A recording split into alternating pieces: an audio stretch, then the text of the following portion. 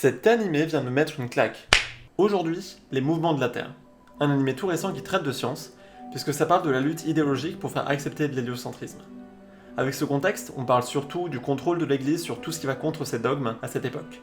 On nous montre combien il est difficile, en tant qu'individu, de lutter contre un système de valeurs, de mœurs, voire même de lois qui sont déjà bien ancrées. Au-delà de ça, même si j'en suis qu'à la moitié, j'ai déjà pris une claque via une idée que j'ai jamais vue traitée ailleurs. On a tous déjà eu tort au moins une fois dans la vie.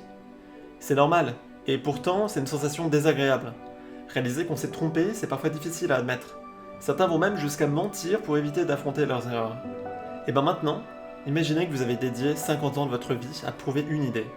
Tout ça pour que, à l'orée de votre vie, on vous montre votre erreur. C'est exactement le cas dans cet animé. On nous fait vivre toute la détermination, les douleurs et les efforts fournis pendant toute une vie. Des années à observer le ciel, à faire des calculs, à affiner nos théories, notre modèle.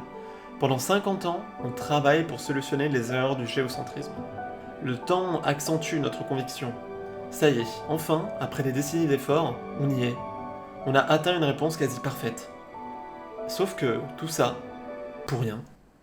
En une fraction de seconde, le doute s'installe.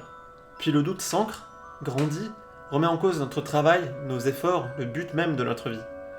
C'est pas juste une question d'ego mal placé, c'est la douleur d'imaginer, puis d'accepter que l'œuvre de son existence soit fausse, du temps gâché. Voilà ce qu'elle devient. C'est la première fois qu'une œuvre me fait ressentir la douleur provoquée par la recherche de la vérité. Autant je trouve que cet animé a des gros défauts, autant rien que pour cette idée, très bien réalisée, je peux définitivement dire que